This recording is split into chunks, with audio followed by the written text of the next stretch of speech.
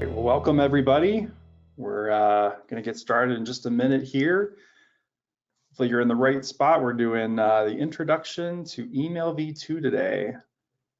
Got a lot of signups, people joining us today, which is exciting. A lot of interest in our new email tool.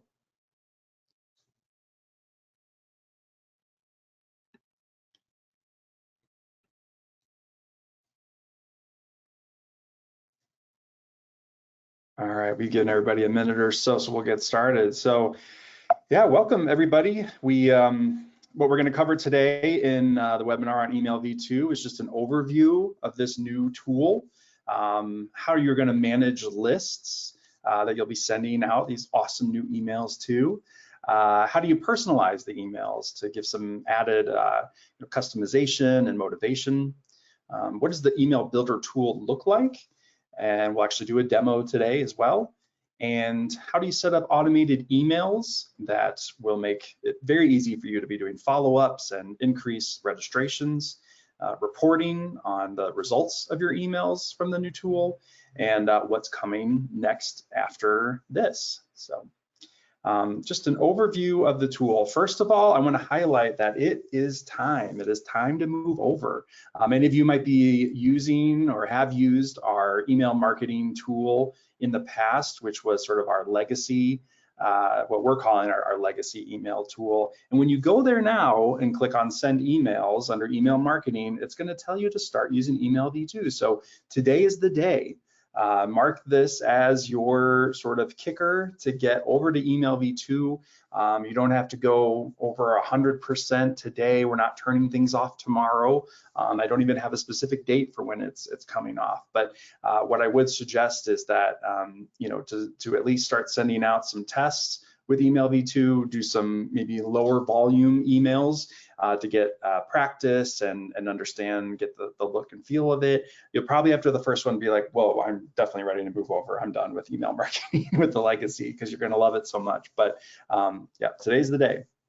And so some main features, which some are similar to our email marketing legacy platform, which are you can send out unlimited emails. You've got unlimited contacts you can bring in, as well as unlimited historical data from your past participant lists, as well as your marketing lists. So there's no fees involved when you're going to add emails or data, like for other tools or other platforms that are going to charge you. You bring in a list of 5,000, suddenly your cost per month has gone up $100. You don't see that with us because everything is free.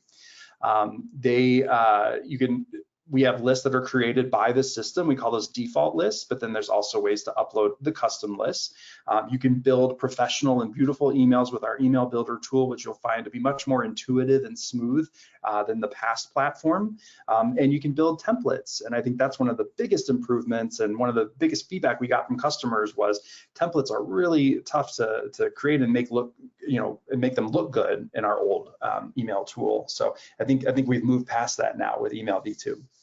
You can personalize emails with the custom data replacement tags and set up automated emails to bring people over and really encourage registration in a way that causes no work for you. And as I just mentioned earlier, this is all free. There's no setup costs, there's no subscription fees, there's no service fees. So it's completely free to use. And if you're paying for an email platform like Constant Contact or MailChimp, this might be your chance to save money and remove that line item from your budget.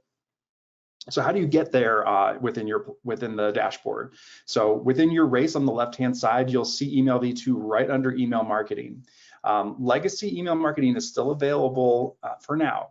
And that's so that you can find your old emails that you've sent through that tool. And there's one piece that sort of still sits with the legacy tool that we will be bringing over to Email V2, and that is registration follow-ups. So there's two types of emails, and this step is actually, if you've used Email V2 in the earlier iterations of it, you saw this in the very beginning of the process of using Email V2. It's now towards the end, but I'm gonna still start with this because I think it's really important to note why there's a difference. So there's two different types of emails that you can send with Email V2, transactional emails and marketing or promotional emails. Transactional emails you're gonna reserve for when you're you're interacting or communicating with somebody who's already committed to you, whether they've registered or they're fundraising or they've donated. Whereas marketing and promotion emails, you're going to categorize something that is going after somebody to encourage them to do those actions, and they haven't yet made any sort of commitment. So the use cases to kind of give examples of these two types. So with marketing, again, you're encouraging registration, and you might want to just send to all of your contacts on the platform that you have and all your custom lists. But you might want to also include custom tags so that you can sort of signal to your recipients that you know who they are, you value their personal contribution or support or attendance to your event in the past.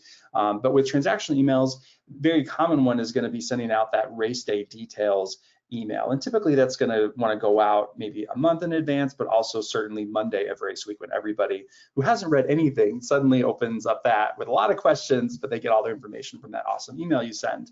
And some tips and some things that you want to include in that race day email are the QR code for right at the top for a quick check-in when they're in line at packet pickup.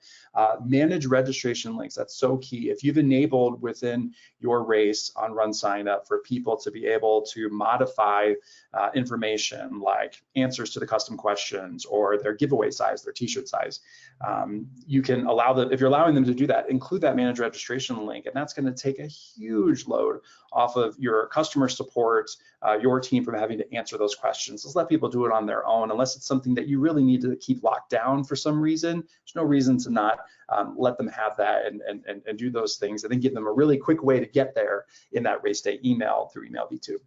And purchase info. So if you want to remind them what t-shirt size did they order, you can also let them know if they added a registration add-on like special parking or a food or drink ticket. And now to go into list management. So these are sort of how do you organize your lists and the recipients that are going to get your email. So to start, we have our default RunSignup lists. And you can see in that all blue drop-down bar, you can actually, you can sort to categorize them. So if you want to see all of your custom lists, maybe you've uploaded 100 of them, and that may be a good way to filter through them and only be able to view those ones that you've actually brought in yourself. Or you can organize it by just the participant list or donors, fundraisers, groups, teams. It just helps you look at those lists in a little bit more simple way. And now when you're going to actually send it out and choose which list you want, you can do it by just hitting all current participants. So anybody that's registered for your event, that's going to go to everybody. Or you can decide that you want to differentiate by event. So maybe you just want to email your 5K or 10K or your half marathon participants.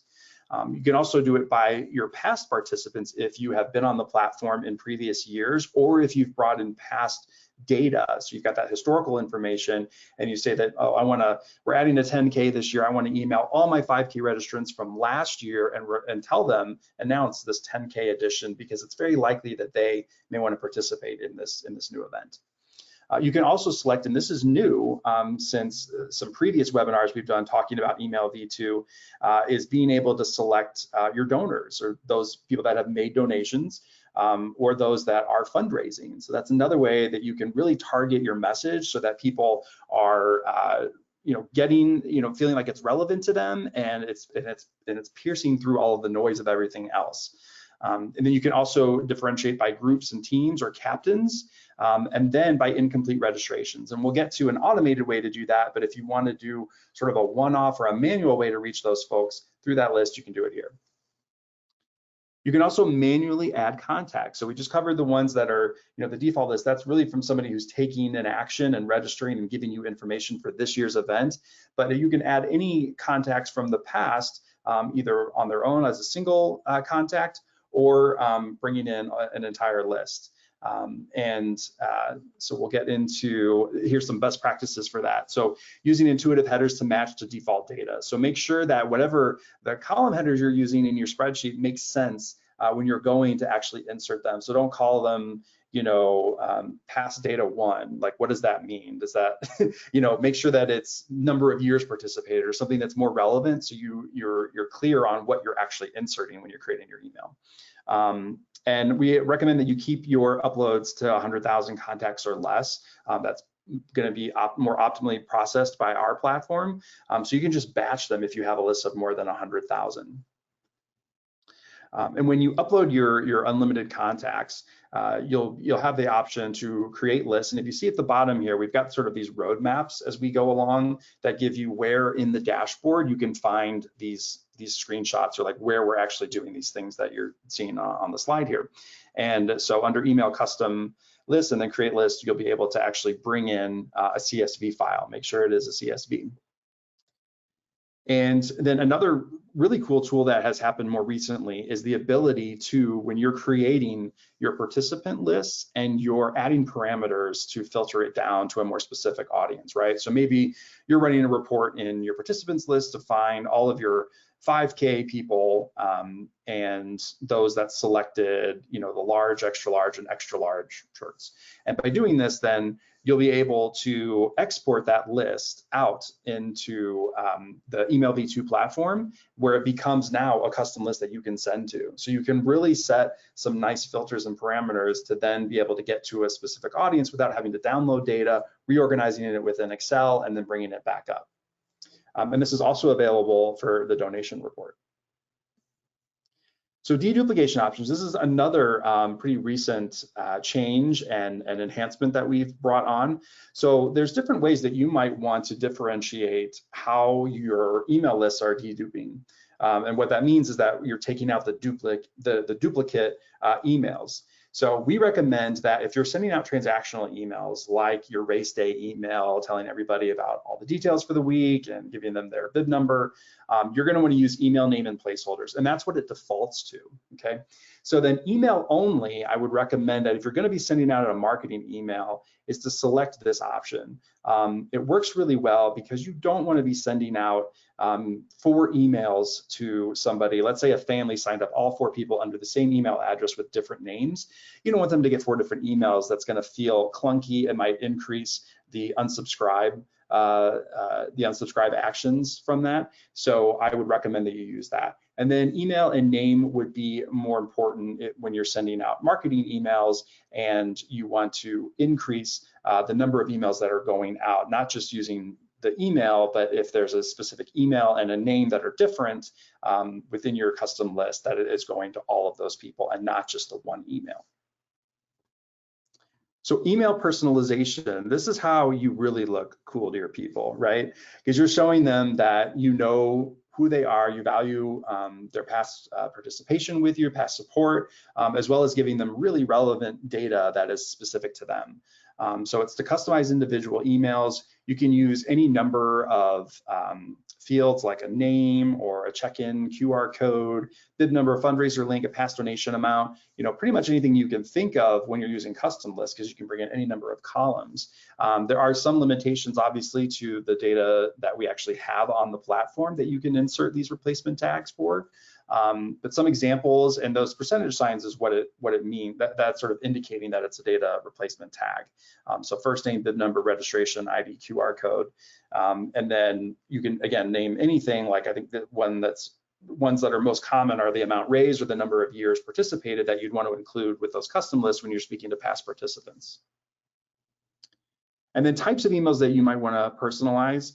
So the pre-event reminder, that race day email that I was talking about before, here's an example of one on the right here for a turkey trot.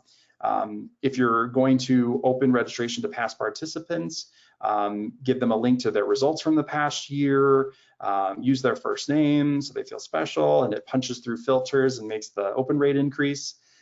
You might want to give a personalized invitation to some other special event outside of the race.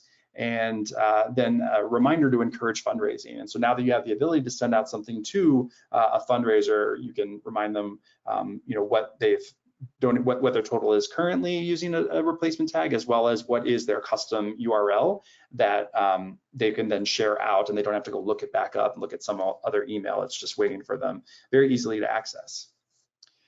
And then when you're using replacement tags, there's a couple of ways to insert them. So there's a menu, if you can see on this screenshot here on the right side for, it says replacement tags. And when you click on that, it's going to drop down, some different options. And I like that view because it does group them together, like personal information and race information. It kind of differentiates those two groups.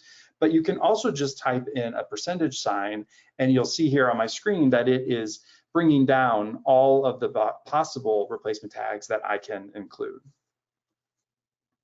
And then a default placeholder option. So I think this is most common when you're using a custom list. So let's imagine that you've brought in your past participants and you've got 5,000 emails on there, but 100 of those people you're missing names for whatever reason, bad data. And so you don't want that to be blank. So it says dear nothing, right? And then a comma. So if you put in something like friend or past participant, that makes something that makes sense, is relevant, it will replace the first name for those people, those 100 people on that 5,000 list that are missing names. It'll use that default text. Okay, so the email builder, what does this tool actually look like? So there's different ways that you can create your email. You can start from scratch, which I think is probably the most common. You can also select from a basic template that we've created and then use your HTML. So if you've designed something in another place like MailChimp and you want to bring it over, you can design it and then grab the HTML and insert it here with us. And also if you've created templates, which we'll get to in a little bit, you will see the ones that you have saved on that tab that you can see here on the left here that says your saved templates. But let's focus on start from scratch right now. So your theme color is kind of the first thing that your eye might gravitate towards and that you want to double check and set. It's going to use your color 1 or your primary color 1 in your race theme, but you can change this and you have options to go between RGB and hex to be able to set the code that you want. And then you can, from there, you're going to want to customize your header, or you might like the way that it is. So it's going to default to just that horizontal view. And I like the horizontal view because it gives you those call to action buttons right at the top right-hand corner to sign up and donate. If you don't want those because you're using call to actions down below or just don't like the look of it, you can also select the vertical configuration. That's just going to use the image that you are uploading here, or it's going to default to your event logo first, but you can replace this with something else. And then you can customize the text right underneath it. It doesn't have to be your organization name, even though that's what the title says for that field. It can be anything. It could be a call to action like sign up today. And so once you've configured your header and your theme color, now you can start adding your content. And we've got several ways to add content into your email. So you can add just pure text. Then you've got 2 features to select from. The feature 1 has text with a button and then a dark background. Feature 2 has text plus a button and then a white background. You can also input a image, text, and button combination, straight up button, an image, a divider bar, or what's recently been added is an image group, which I will go into more detail now. So I think this is really cool, and it's something that we heard a lot of customer feedback about. So I think a lot of folks want to be able to offer a different look and way of arranging images, but mainly to feature sponsors. I think that's where it was sort of born out of. So you can customize what the heading is, which you could put thank you to our sponsors, and then you can set how many images are going to appear per row. And so in this case, we're using 4 on your screen here. And but what's nice though is I can add a second row to add more images if I've got more than 4 sponsors or more than 5, which is the max per row. And then I don't have to actually put a heading in there. So it'll look like that first header is actually grouping all of them together. But really it's just, removing the header for those subsequent rows that are coming underneath.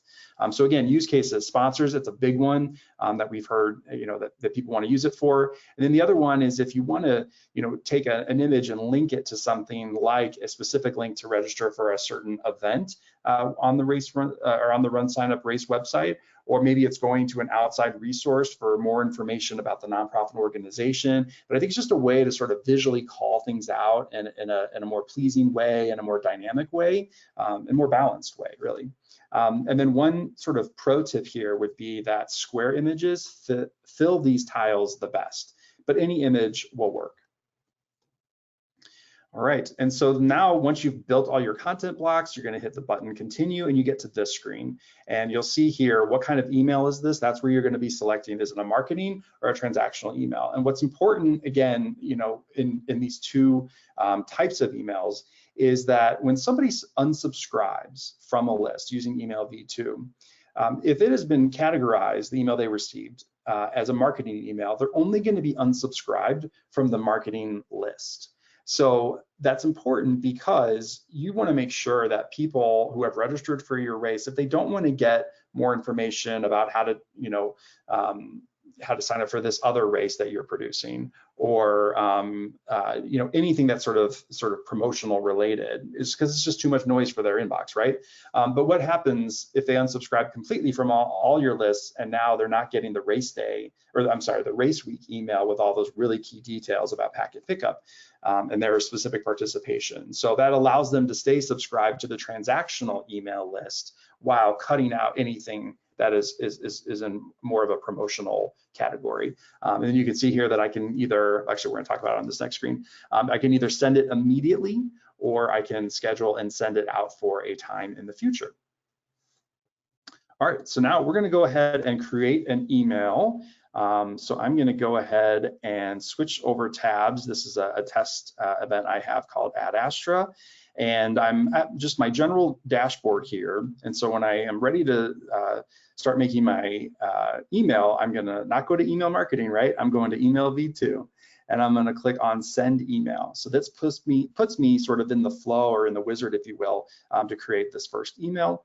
I can go ahead and select my recipients now if I'd like. And one tip here is that when you're using replacement tags, you do need to designate what list you're using in order to be able to see those replacement tags and insert them. So you don't necessarily have to indicate your recipients first. You can still build the email on its own, but you'll notice if you try to put in a replacement tag without selecting your recipients, you're not going to see those replacement tags. So in this case, though, I'm going to do sort of a marketing email announcing that registration is open. So I'm not going to go to the default of the email name and placeholders, which we talked about earlier is better for the transactional emails like the race day email. I'm going to select email only, so that if there's multiple emails in my list, they're only going to get one.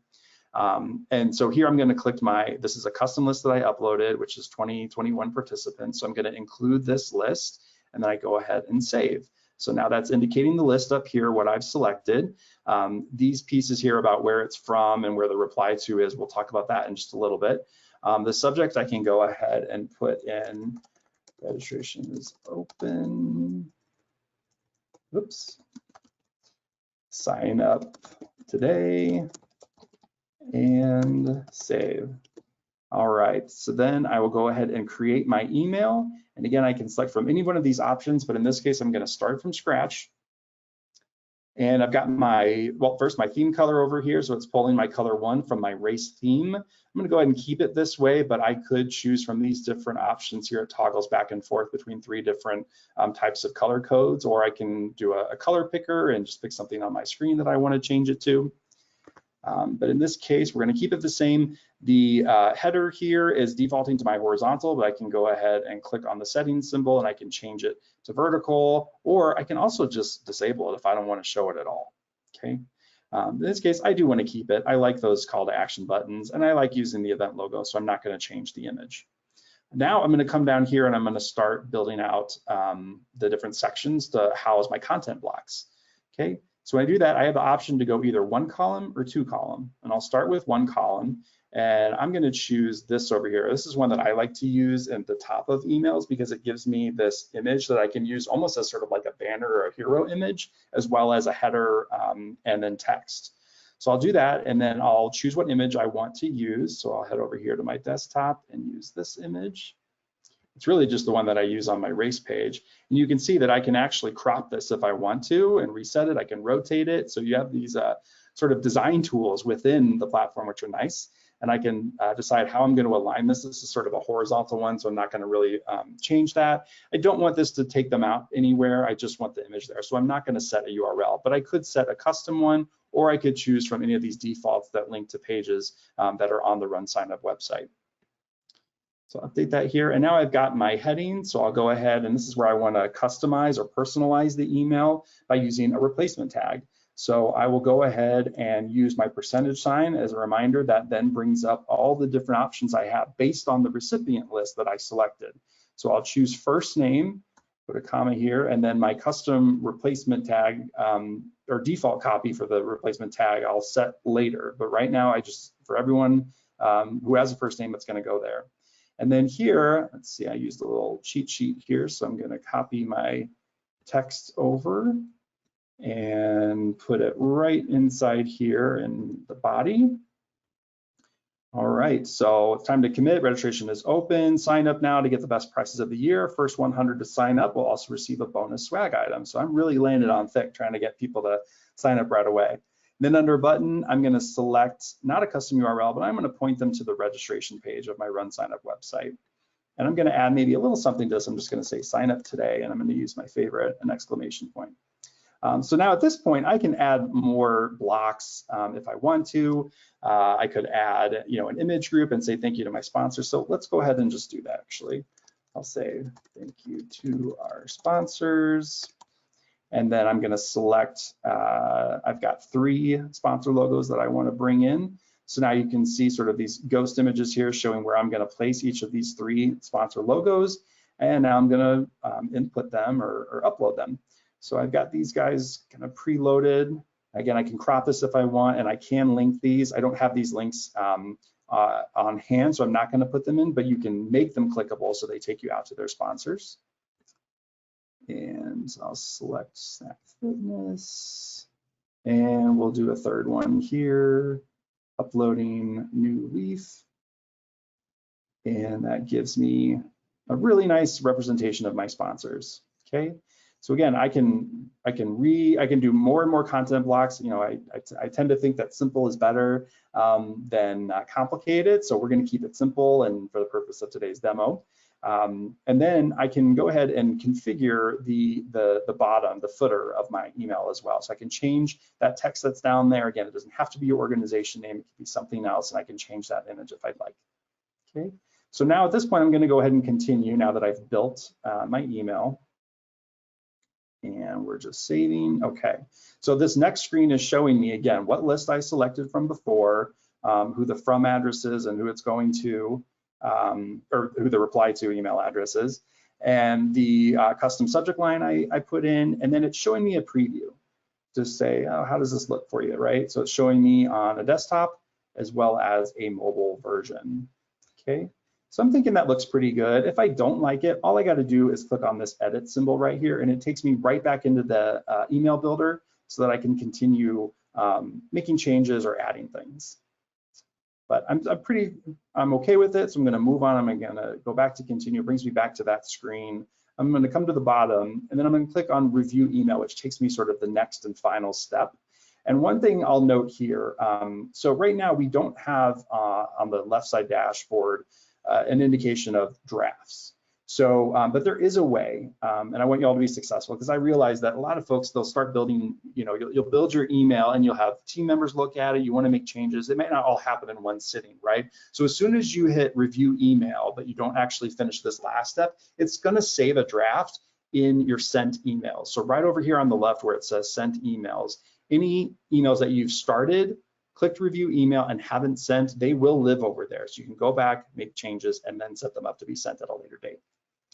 All right, so now I'm going to select what kind of email is this. I'm encouraging people to participate. I'm going to a past participant list. So this is certainly a marketing email. It's showing me the total estimated recipients, which is incredibly helpful. If you are thinking you're sending out to 1,000 and you suddenly see that you're only sending to 5, that would be a red flag that you might be using the wrong list, or maybe a dedupe setting is not working for you. So that's when you'd want to go back and take a look at those settings. I can then set again if I want to send immediately, or if I want to schedule and send at a different date and time in the future. And then it's going to give me my preview again.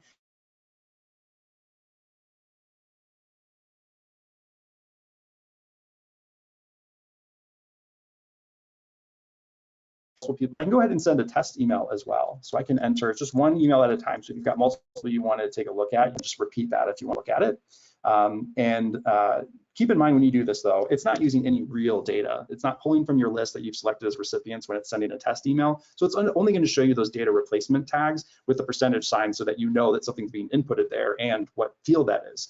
If you want to test with real data, there are some tricks to that. So for example, you could upload a custom list that is sort of your test email database, and it's got all the same columns as the actual list you're going to use. And you can just put in some test data, dummy data that's not real. And then the email address could be yourself, or it could be be members of your team, volunteers, that you want them to review and just take a look and see if everything looks okay, right? The other way that you can test if you're using a default list, like a current participant list, is to make a sort of dummy internal team or group and call it like the internal RunSignup group or team. And then I can take current registrants and put them in that group. And maybe I'm using people that, like myself, I registered myself, or maybe I add some test signups and use a coupon code to take 100% off, and they're not real people, but they are bringing in the actual data from the database of current registrants. And then when I'm selecting my recipients, I can, like I mentioned before, I can differentiate by which group I want to send to. So I'm only going to send to this group of 3 people using real data from current participants. Bam, I've got real data coming in for my data replacement tag, so I can see how it looks. And last thing is on this default value under the placeholder. So if I don't want it to be blank, and I don't, I'm just going to type in the word friend or whatever else makes sense for that specific placeholder. So as you can see, I mean, it's a very simple tool. It's intuitive and really, makes the design process, much more simple. If I want to continue to edit from here, I'm not ready to send out, no problem. It's going to take me back to this review screen, and then I just click on the edit symbol again. I didn't point out, but you can actually drag and drop different content blocks if I want to move things around, or I can use these arrows, I can delete them. I can also use the custom blocks and the ability to add a section over here as well. So there's multiple ways, whatever I'm most comfortable with, to really make this something that's going to look great for me. And then just real quick, since we're in the platform, the custom lists, when you want to input those, this is where you would do it, and it shows you what lists you've already imported. Your templates, if you want to create those so that they will then appear under your saved templates when you create from scratch, like here. So you can go ahead and create one from scratch, and then it will save as a template when you go through this this path from the templates part of your dashboard. And then again, sent emails, I can go in and take a look at what I have sent, and then anything that is unscheduled means that I have not actually put it out, right? It's in draft mode, if you will. So if I click on the ID number, that's a hyperlink, it's going to take me to that email that you and I, or that we as a group just worked on, and I can go ahead and edit this by clicking on edit email and then clicking on the edit symbol here. And now I can make changes after my team members got the sample and we left it alone for a few days. So and then automating emails we're going to get to in a bit, and we're also going to talk about reports. So I'm going to flip back here to our presentation and finish up with those pieces. So automated emails. In email v2, we have 2 that we have brought over from the legacy marketing, which is incomplete registrations and price increases. So incomplete registrations, that's when you want to be able to automatically send out something to somebody who at least gave their email address as they were trying to sign up for the erase, but didn't actually complete it. All right, and so they've indicated some interest, right? They've actually started the flow, they gave some information, but they didn't, actually convert to a purchase. So you can set up in any intervals you want. I think by default, we set up the first one to be 3 days. That will go to these folks and remind them, hey, you didn't finish your registration, we'd still love to have you. And you can actually customize that email so that it has the right text and the right feel and vibe that you want. You can also set up an automated email for price increases. So that's going to go out to all your current registrants. And I get it that may not make sense because they're already registered, right? But what it will do is let them know that these price increases are coming. So if you want your friends and family to join you, this is a good time to give them a heads up because the price is going to increase soon. And then for now, and we're actively working to move this over very soon, but registration follow-ups.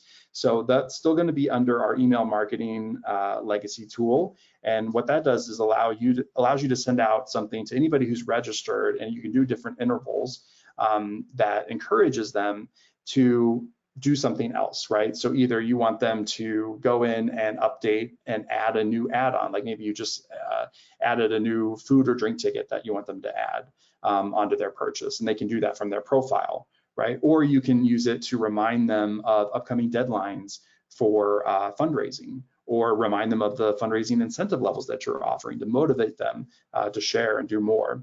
I think another really helpful one to include there is using a replacement tag with their referral link. So that you can encourage them to share their unique URL when you set up referral tracking and get credit for it. And then if you set up rewards, they can help them earn credit towards their refunds. Now, email reporting. So we are showing here different statistics on request, delivery rate, open rate, click rate, bounces, and spam reports. You have several ways you can sort it by date or email type. You can view the stats by the day, week, or the month. And we are going to be adding more reports. So this will become even more helpful and have even more robust tools soon. And then what's coming to Email V2, because you know us, we're not going to stop. We're going to keep adding new features that will make this even better for y'all. And one of those is the registration follow-up that we're going to bring over from the legacy email marketing tool. And we'll also add email capture. So that's something that still lives under email marketing, where if somebody goes to your RunSignup race page, a pop-up box can appear and ask for their basic details in name and email address, and then that creates a list that you can then email to and encourage them to sign up from. So we'll bring that over to Email V2 as well. The other thing that we're working on was really cool, are pre-built email templates. So especially for folks that are new to racing or race organizing, if you're wanting to see what other people, because these emails are based on feedback and things that we know from other race organizers of like how to craft a race day, a race week email, where you're giving them all those final details, like what could that look like, and give sort of a layout of that. Or if you're launching registration, what's one way and what's some language that you could be using. And then you could start from these pre-built templates and then modify them to be however you'd like. But at least it gives you a starting point when you're like, I don't even know how to begin to do this. I'm just started doing marketing, or maybe I just need a refresher because I haven't done it in a while. And then more reports, as I mentioned, that are going to really make all those statistics helpful for you and redirecting your marketing activities going forward. So with that, I want to thank everybody for joining us today, and I hope this gives you sort of an introduction to Email V2 and maybe sort of the new things that you're seeing with it based on or as compared to our old tool, and get you kind of excited to make the move over. Which is, it's going to be today that you're going to start doing that, right? So at this point, I think I'll pass it over to Elizabeth and see if we have any questions that we can talk about with the group. We have a couple of questions. We got the question a few times asking if we are going to be sending out a recording of this webinar, and yes, we are. Within a day or two, you'll get a recording and the slides. If you do have a question while we're reading some, go ahead and put that in the question box. But here's one for you, Steve. Somebody was asking if they will still have access to old emails in the legacy email marketing after we eventually cut everybody over to Email V2. That is a good question. I will be honest, I don't know the answer to that, if we will still have it. Elizabeth, do you know the answer to that? Yes, you will still be able to access old emails, so past sent emails, past templates, past custom lists. You just won't be able to send or to resend those emails. But if you need to go back and refer to something or grab an old template that you liked or something, you'll be able to access that still. I don't know the exact date when that will happen, but I know that that part is true. Let's see. We got a couple of questions asking about when this is coming to clubs.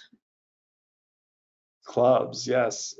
So clubs are what we're sort of re-terming in our internal conversations as sort of memberships, is basically getting an overhaul. So it's going to see a lot of different or a lot more changes and updates to just how it works in general. And I think that in the end, though, we'll see Email V2 coming over to all of the pieces of our platform, from organization websites to partnership websites and clubs, so, or memberships.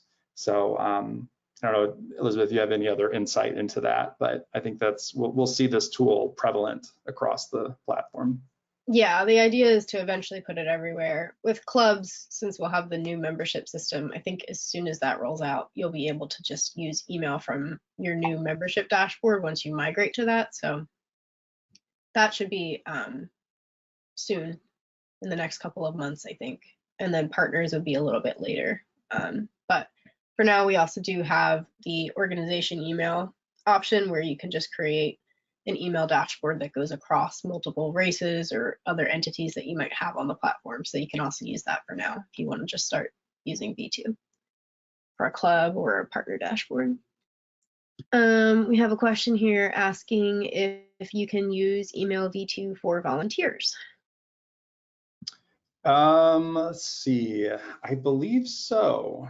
I think that will work. I don't think we have all of the replacement tags for volunteers yet that would exist in like the old volunteer communication.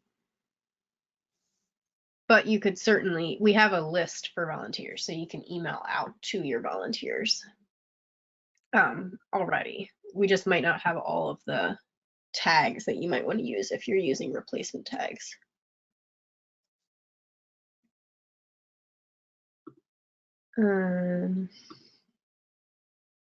Couple of questions about images and sort of using the templates. Somebody asked, are all images resizable regardless of what section they're in? Yeah, so when you, I hope I pointed it out at least once, but usually when you upload an image, there's a way to sort of crop and rotate them if you'd like. Otherwise, it's going to sort of detect what the image is and place it in a way that I think is spatially representative. So, I was playing around earlier and I was bringing in a very horizontal image when I was trying to do a 2-column side-by-side images within the email builder.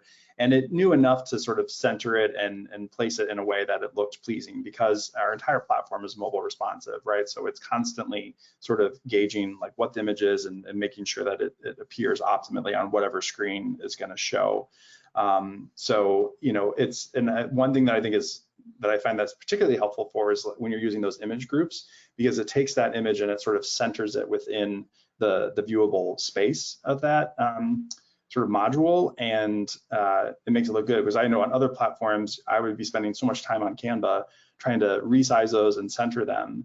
And in this case, it's taking logos that are in vastly different dimensions and even sizes and putting them in ways that actually look balanced and something that you'd be proud to send out. I just saw one, Elizabeth, about are the lists static or dynamic? If you schedule an email to be sent in 6 weeks, anyone signs up after that. So I think that's a good question. Yeah, that's what's, I think, one of the most powerful tools of this is that, or features, is that I get set something out for 2 months from now, and it will pull whatever my current participants are up until that very moment before the email goes out. So yes, they are dynamic. Got one on, can I use this for my club, which also does ticket events, and can I track people who clicked on a link? I think that's 2 questions. The first one, I would say, if, like we said, you'll be able to use it in your club dashboard when you switch over to the new membership system, but we also have this in ticket events.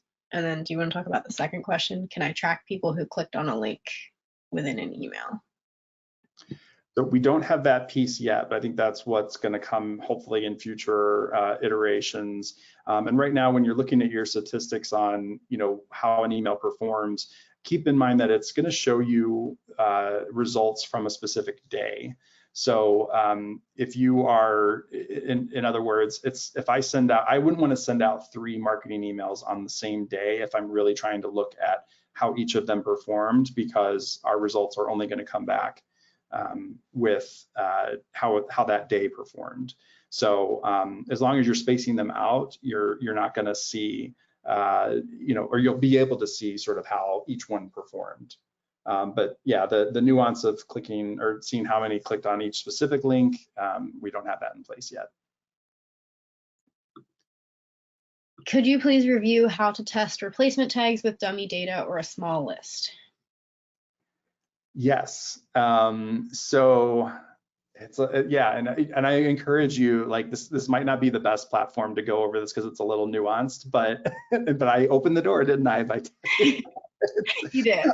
But what I will do is say that your account manager or our info at RunSignup team will be really helpful in doing this. But really, if I can try to summarize it again, there's two different types of lists you might be sending out to. Default lists, which are your current participants, fundraisers, or donations or donors, and then you've got your list of your category of custom lists, right? Things that you're actually importing spreadsheets and lists of data. So with the default lists, you want to try to test those data replacement tags. For example, the giveaway size or the T-shirt size that somebody selected at registration. What I can do is I can go into groups and teams, and that's under participants, groups, teams. I can add a specific group, and I'm just going to call it something like RunSignup internal. And I registered for the event previously because I was testing some things, which I encourage all of you to do. And then I say, hey, Elizabeth, I'm testing some stuff. Can you go in and register real quick? Or maybe I'll just register for her because it's just test data. She's not participating. I don't need to worry about waivers and things like that. But what I'm trying to do is just get data.